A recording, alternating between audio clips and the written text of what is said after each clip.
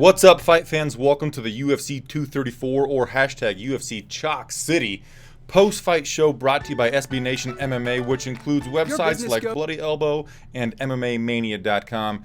My name is Flying Brian J. Joining me as always are the Eddie Mercado, Mr. Positivity, and the Zane Simon, both from BloodyElbow.com. We just watched a rather mediocre fight card, but it ended on a pretty good note. Anderson Silva looked a lot better against a guy about half his age than we expected he was going to. Zane, were you surprised by the main event, how it played out? Kind of. I mean, I also kind of thought that it very well could go the distance, just because Anderson Silva's not. He tends to not take as many chances these days, and we saw in the third round, he just kind of coasted out that third round and just enjoyed hanging out in the fight. So I'm not necessarily that surprised that it was better, but I was surprised. I think that Adesanya wasn't. Anderson Silva was as effective as he got to be in the first couple rounds, especially that second round.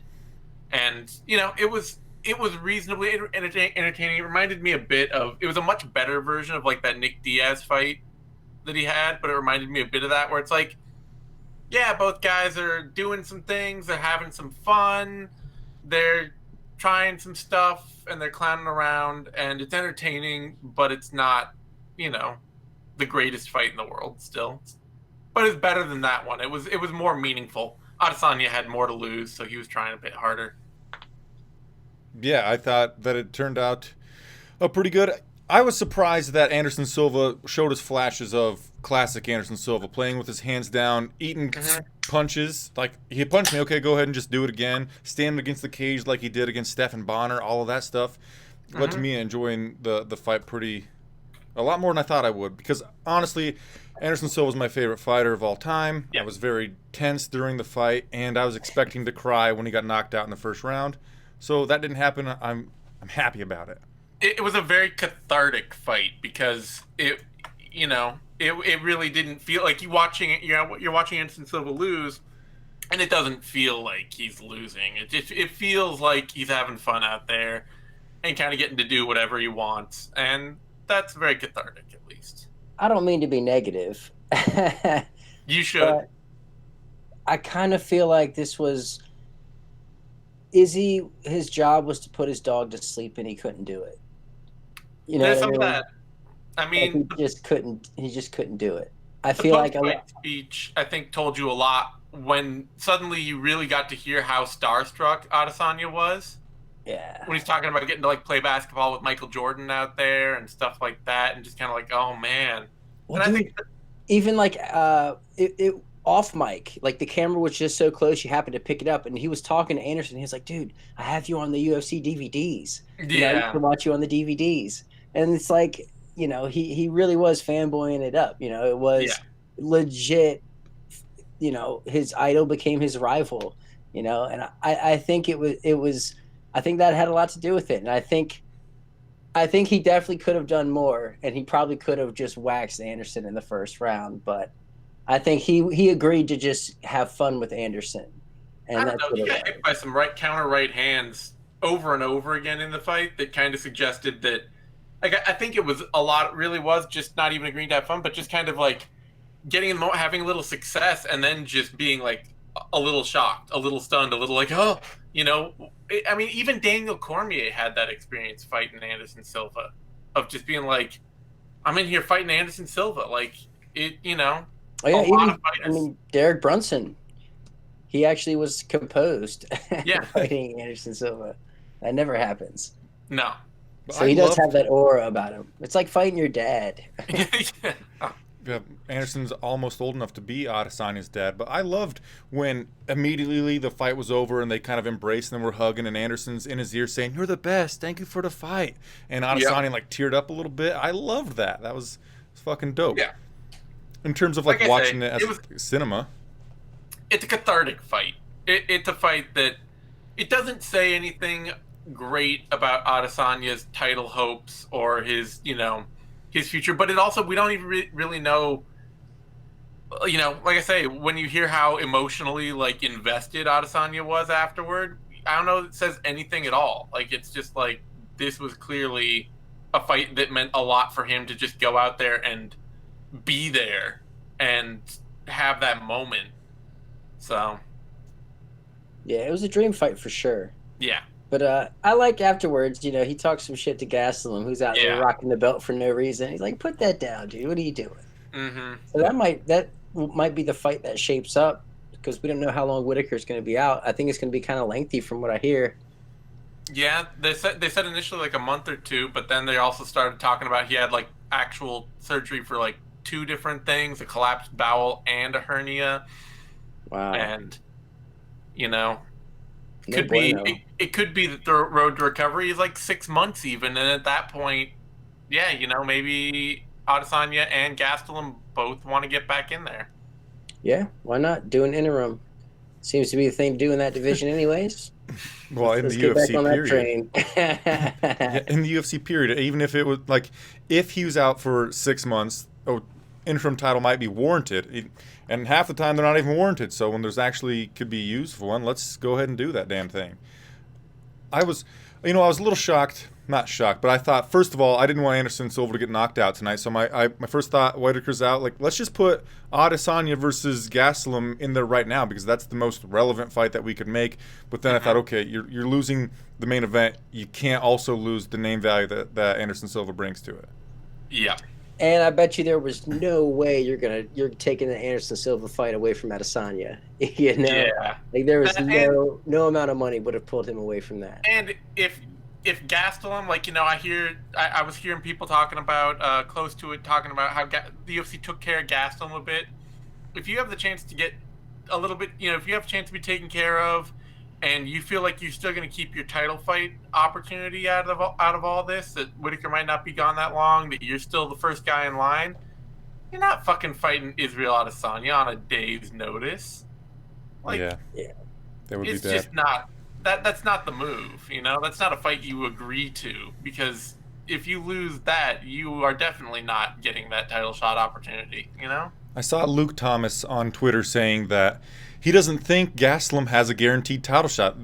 Well, I know that Ali Abdelaziz said that Kelvin's going to get taken care of, but Luke was saying that he didn't think that Gastelum would be out there parading around with Henry Cejudo's title belt if he were already guaranteed a title shot. So he's just trying to posture himself to try to keep the title shot.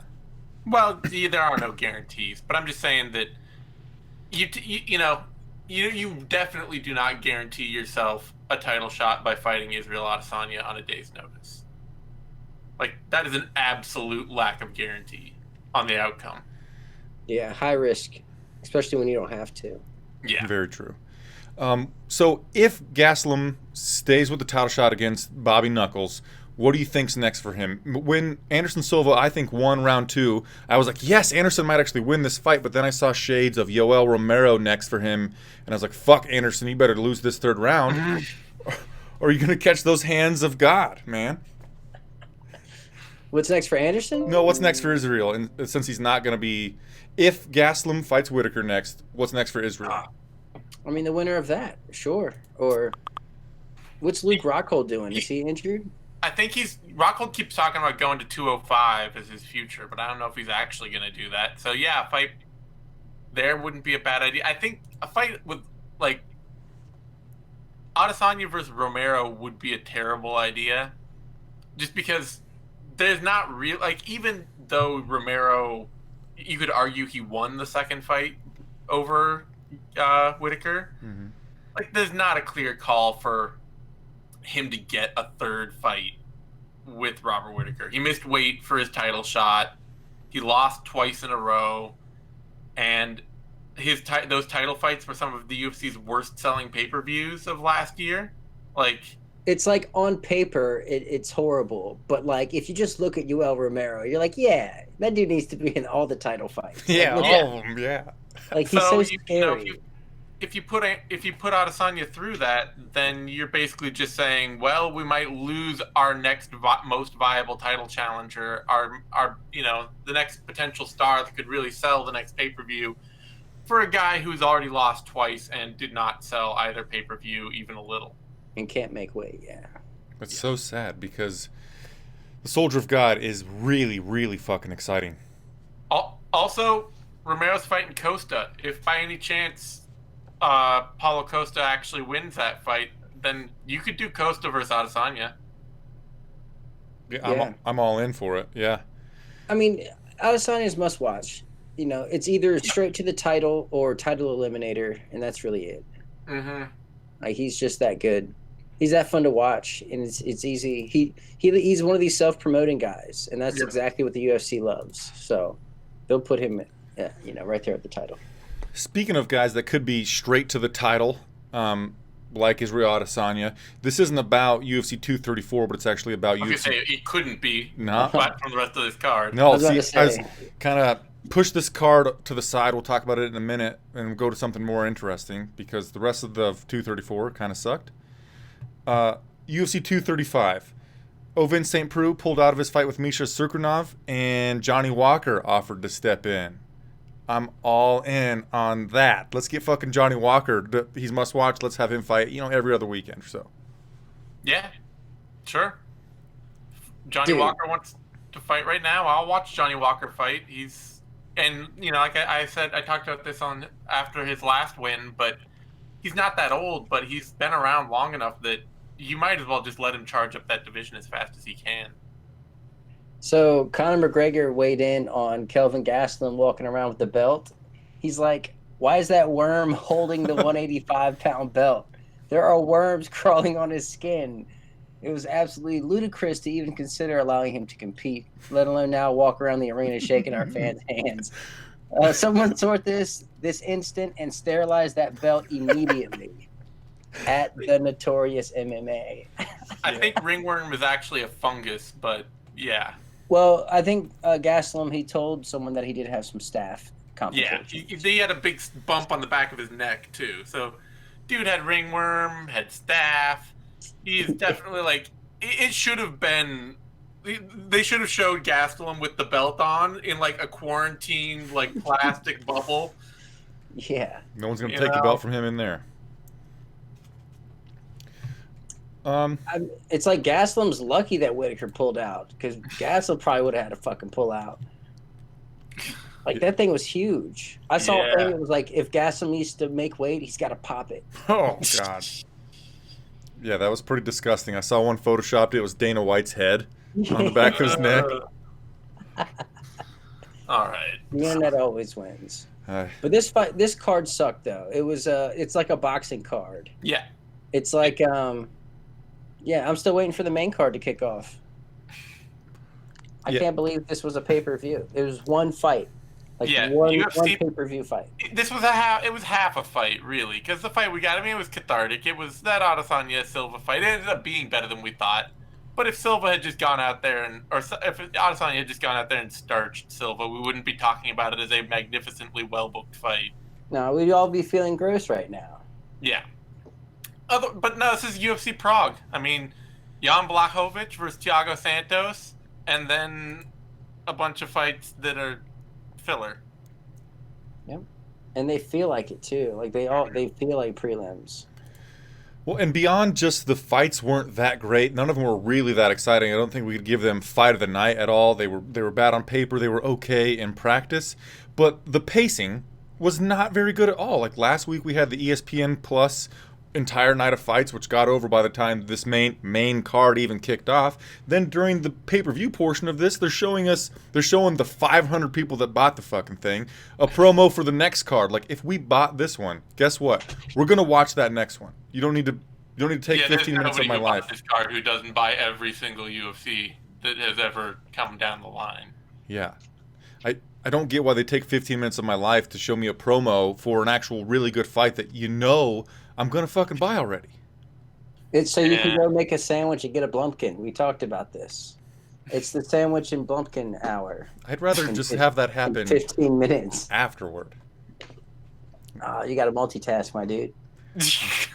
I won a game of Fortnite. It's all about fucking multitasking here. I won a game of Fortnite during the prelims. So okay, well, there's that. Yeah, hey, me. I think it was actually when Young Ho Kang submitted Drew Ishihara. It was kind of fun, but I didn't feel like I needed to watch it. That tight. Sure. There are a lot of fights on this card that were kind of fun. but I feel like I didn't need to watch them, the whole card, honestly. yeah. It was good to finally see. So in the co-main event of the evening, we had a guy who's 1-3-2 in his UFC career versus a debutant who's 6-4 in his mixed martial arts career. But it was good to see Lando Venata get a win, so we can keep him around because he's ordinarily really exciting. And he showed some fight IQ for the first time in his career. I mean, he was fighting a really, really, really terrible opponent. So if he hadn't been able to show that much fight IQ to just dominate that fight, we would really be. He was fighting discount old Anderson Silva. Yeah. He's fighting the fighter that everybody thought old Anderson Silva was. Yeah, pretty much. But Anderson's got a ground game, and that guy had no fucking clue what he was doing on his back. Yeah. At all. Just like, let me eat this elbow. I'm so hungry, I'm going to eat this elbow. Let's talk about the first fight on the main card, which Jimmy Crute TKO Sam Alvey at 2:49 of round number 1. Sam Alvey got knocked down. Crute was like going to be like, yay, but then Mark Goddard said, no, you have to hit him some more. Then he went to hit him some more, and Sam Alvey gave it's impenetrable, the thumbs up, and then Sam Alvey got super mad at Mark Goddard. What do you think of the stoppage, Eddie? I thought it was a great stoppage.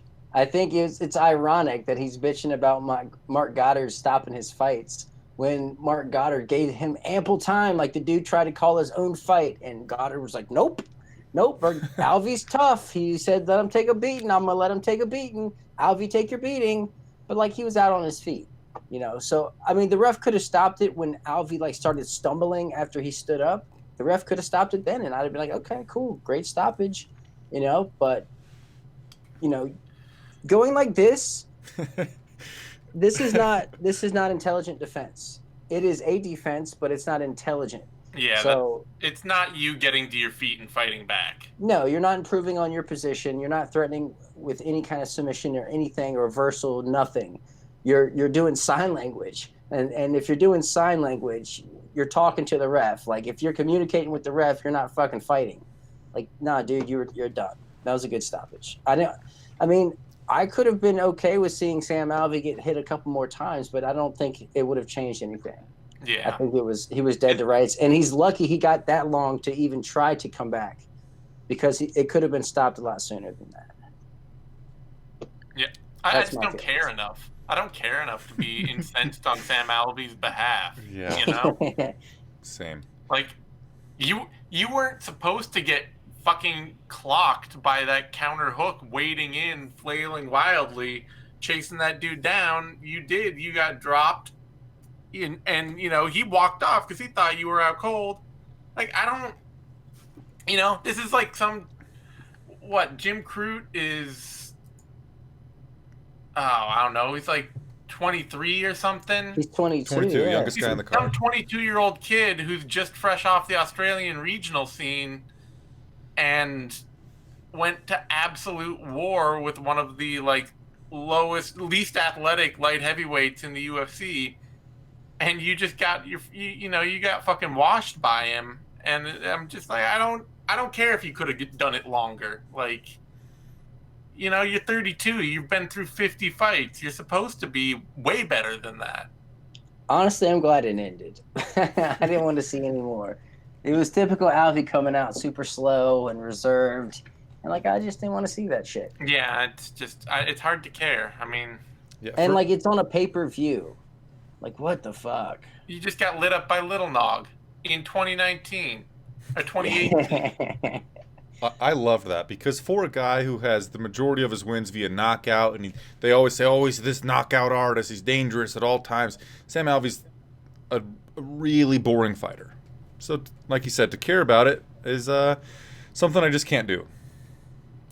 Yeah.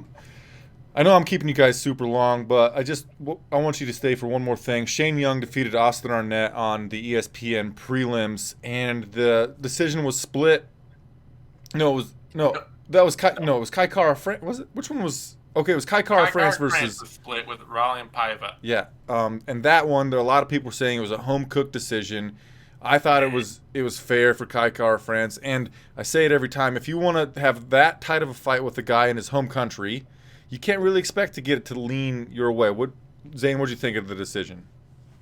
I assumed the judges would score it for France. I picked Paiva going in as an underdog pick. I was, I thought he did enough to win, but at the same time, I was scoring it and watching it live. I was just like, I think judges are going to see the way Kara France ended round 2, and they're going to give him rounds 1 and rounds 2, and then Paiva did enough to take round 3, and that's just the way it is, and that's how it was. It was a close fight, and it's against two guys. It's in flyweight. They're both going to end up fucking cut in 6 months. So who cares? The best thing about this as a bad decision is that Kara France keeps his job because he's 5'4". He's not moving up to 135 pounds.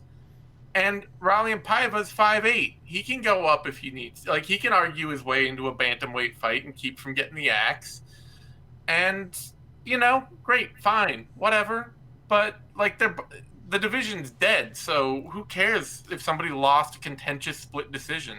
I kind of hope that the division is not dead, and instead what Dana White's doing is just getting rid of everybody who had a chance to actually beat somebody already, and he's just signing a completely new crop. It's let's cut everybody. That's a nice idea, but it's not what's happening. All right.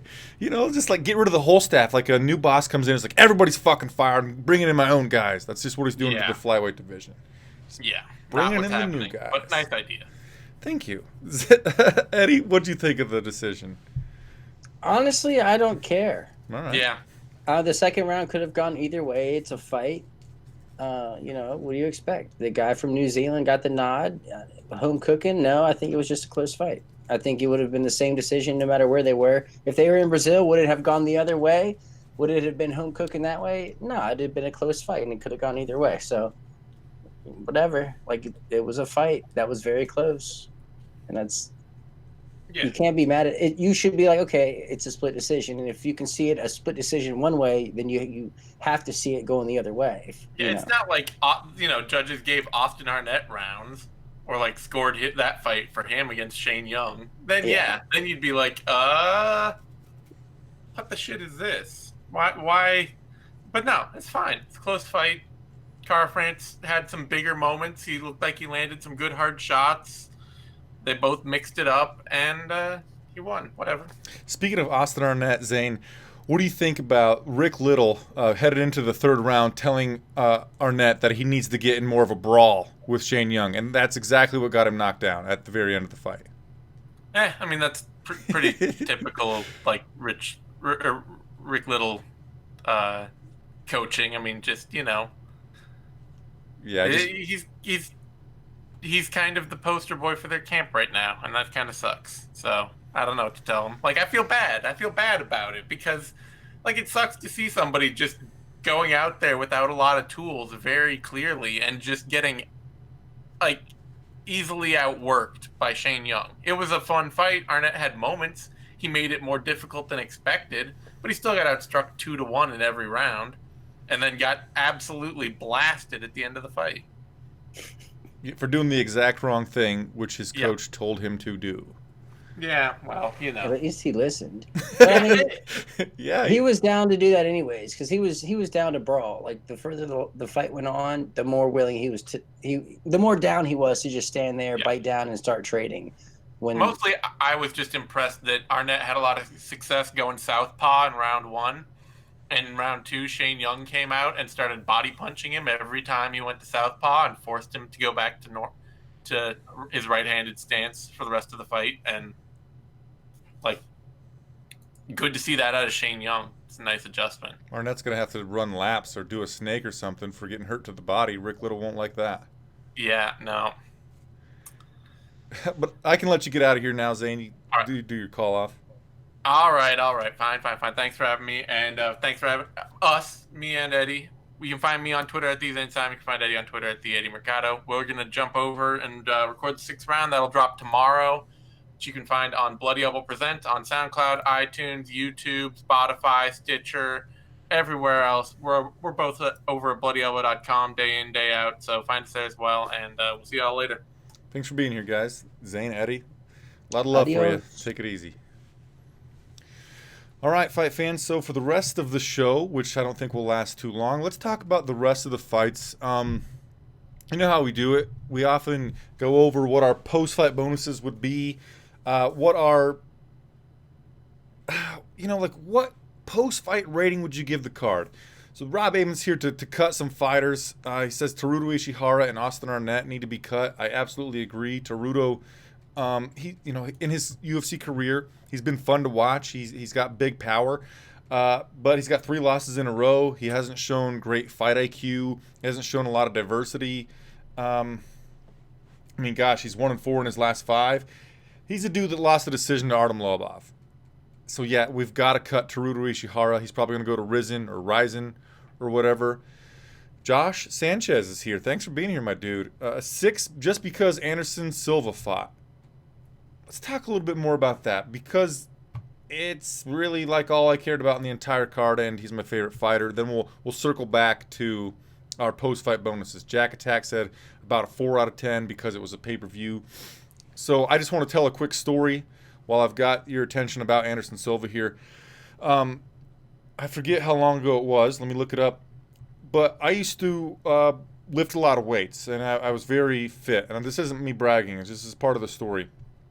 I was in college for my exercise science degree, and my favorite fighter has been Anderson Silva since Anderson came into the UFC.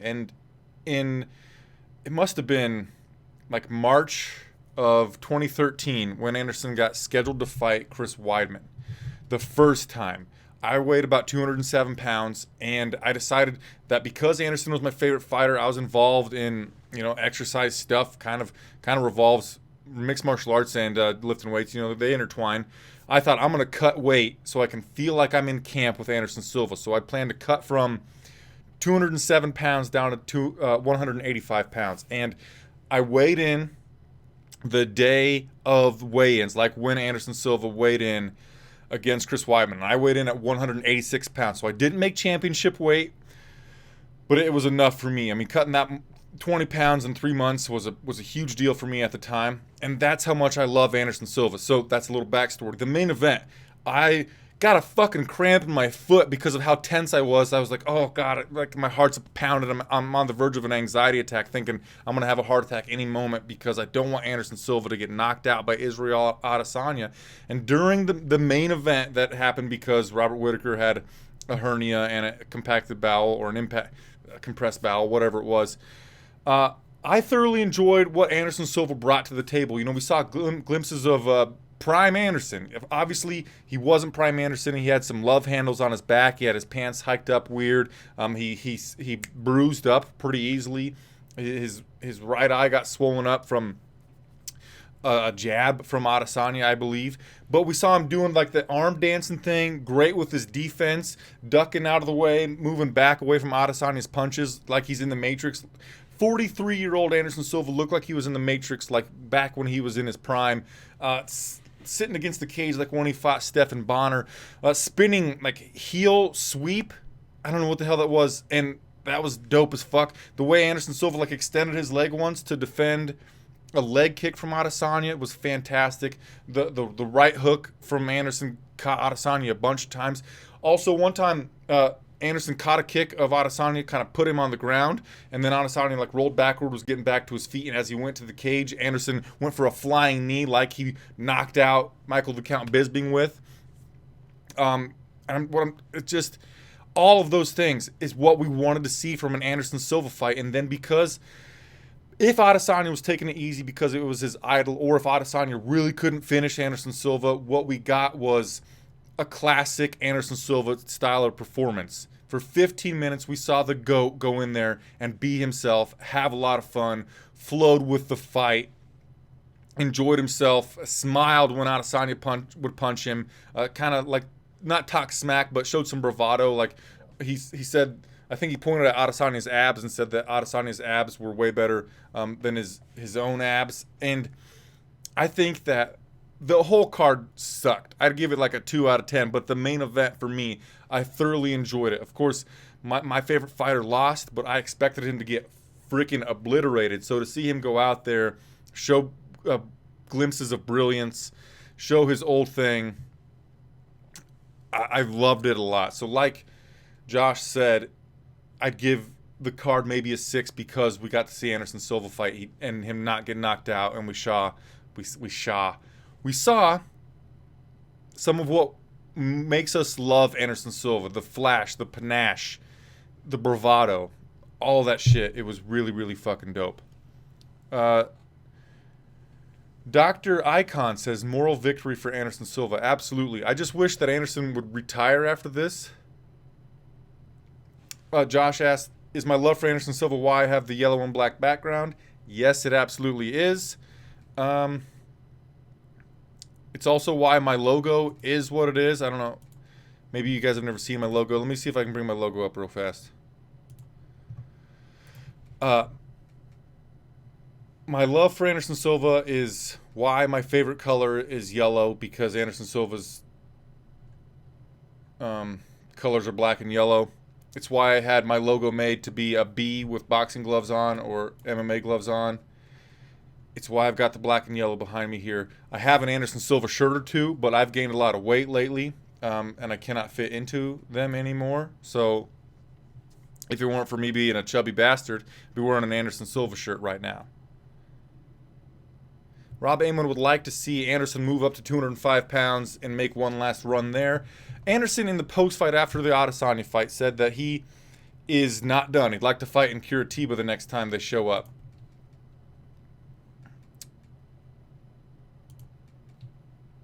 Are we still live? Is this still good? All right, so I can't bring up my image. It's failing on me. So we're not going to do that. Anyway, check my logo out. Follow me on Twitter at FlyingBrianJ. You can see my logo. Jack Attack says Anderson is too small for light heavyweight. Let me counter that with Anderson has fought 3 times at light heavyweight, murdered everybody. Right? Sure, that was in his prime. Okay. We've seen lately that the smaller fighters move up a weight classes, like Gastelum moving from 170 to 185. Whittaker did the same thing. Daniel Cormier moving to heavyweight.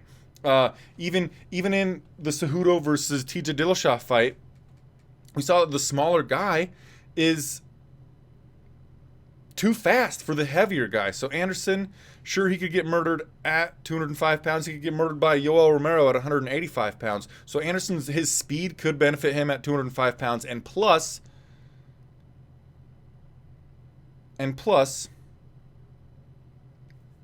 light heavyweight is way more shallow. It has way less depth and high-level talent in the top 15 than 185 pounds.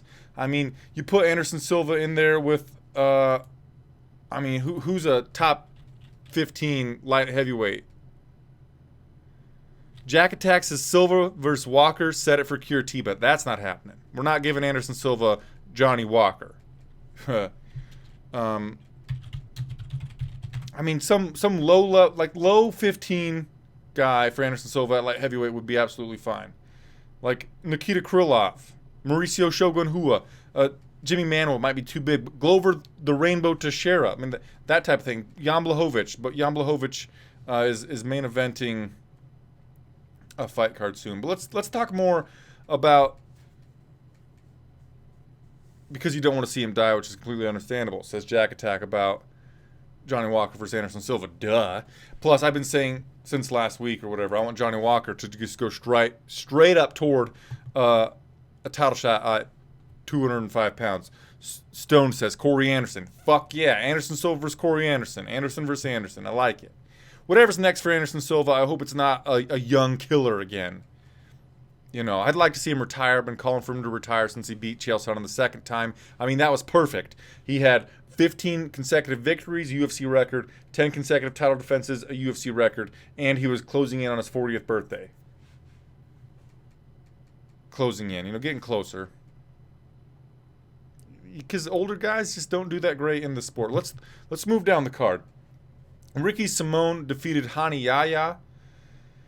No, never mind. That was a decent fight. Let's switch gears, guys, and get into what our post-fight bonuses would be for this night of fights. I'm going to try to look and see if the official ones are out yet. And while I do that, tell me who you would give an extra $50,000 to. Keep in mind, we aren't actually giving anybody any money at all. I only have like a few grand in my bank account, so I can't afford to give anybody money. But since it's pretend, let's give out our post-fight bonuses. Josh Sanchez says, fight of the night to Adesanya versus Silva. Love it. Give Anderson more money. Performance of the night goes to Montana De La Rosa, Devontae Smith, and Lando Venata. He said Orlando, but we're giving out 5, so I like it. Rob Amon says, because he disliked the fight card so much, no fucking bonuses. No soup for you, he says, basically. What a soup Nazi. Hinato Hebaucus says, Silva vs. Conor is a dream fight. I think Conor's probably lining up with Donald Cerrone. So let's just put that out of our minds. Are we eligible to get a post-fight bonus? Well, fuck yeah. Let's give one post-fight bonus to the fans. The people who even found a different way to watch this pay-per-view main card. Because these fights were not very good. So one post-fight bonus goes to the fans.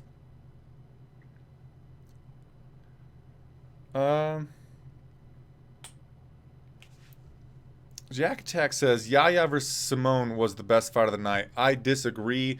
It was a one-sided, like, posturing.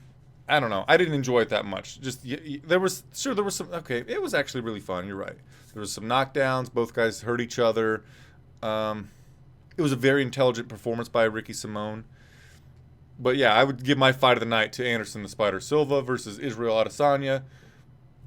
The other 2 bonuses are going to go to Devontae Smith because of his post-fight speech and his first-round TKO over Dong Young Ma.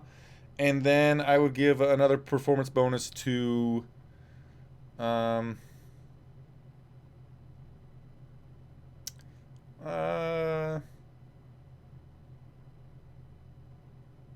don't know. That's all I'm giving out. One to the fans, one to Devontae Smith, and the fight of the night to the main event, Adesanya versus Silva. I want to read the quote. The official performance bonuses went to Devontae Smith and Montana De La Rosa, and fight of the night officially went to Adesanya versus Silva. But I want to read you a quote from the post-fight interview of Devontae Smith after he TKO'd Dong Young Ma in the first round. Let me see if I can find it. John Anik said, hey man, I want you to look at the screen, talk me through your work. And Devontae Smith took a second and he said, all right, man. Okay. I said, I hit him with the bing bing. He fell down. I said, let me stay patient because I don't feel like trying to wrestle me. I don't feel... Damn it. I'll say it without an accent. I hit him with the bing bing. He fell down. I said, let me stay patient because I don't feel like him trying to wrestle me. So I hit him with the 3. Came with the 2. Light jab 2. Step back under the arm. I see Herb Dean and I'm like, I'm going to keep going because you better do your job, Herb, or I'm going to keep hitting this fool. Basically what he said. It was really, really close. It was a really, really fun breakdown of his own performance. A recap of his own performance. It was fantastic.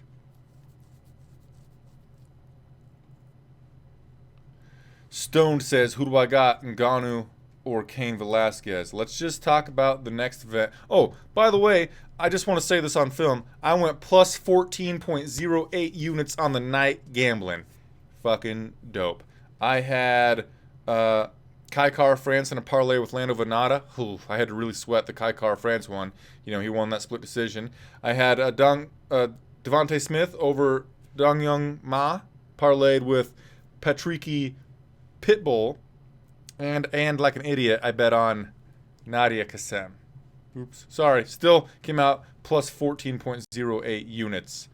Let's talk about the next event, which is happening next Sunday on ESPN, the main card. The prelims are also on ESPN, and the early prelims are on ESPN Plus. Early prelims, Renan Barão versus Luke Sanders. Wow.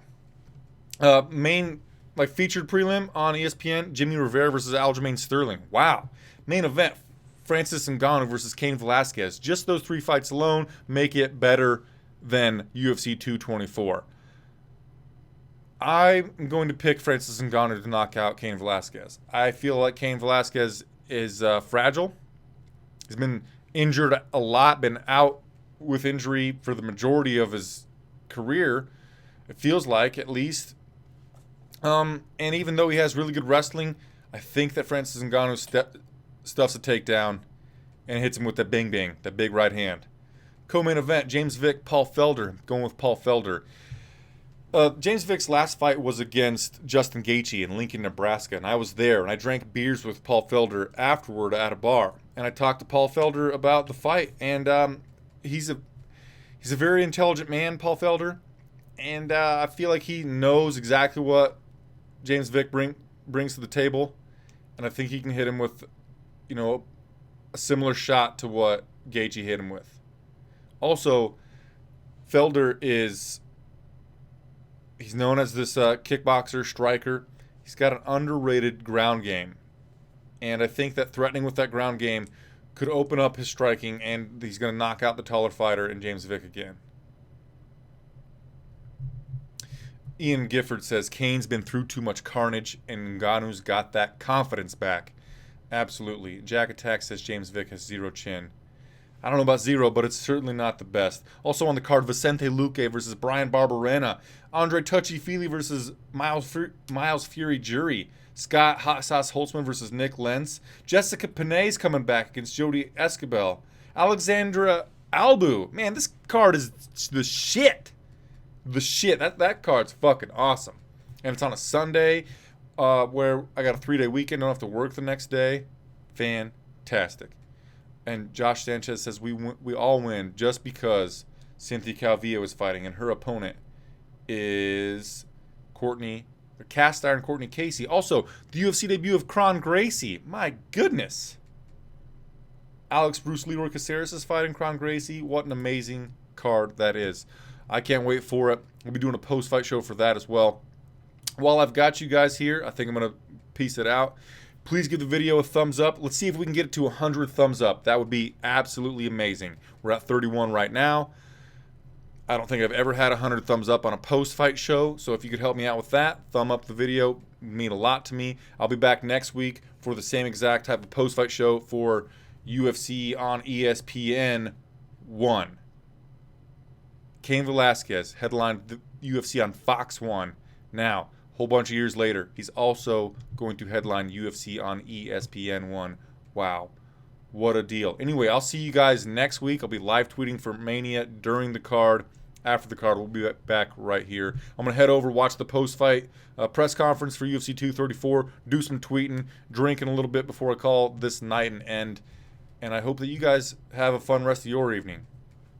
Namaste. Thanks for being here. Josh, Jack, Rob, Ian, Marcus, Marcelo, all of you.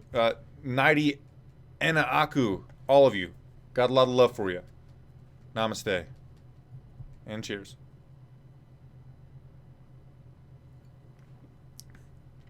Josh, MVP's going to knock Daly out. It's going to be dope.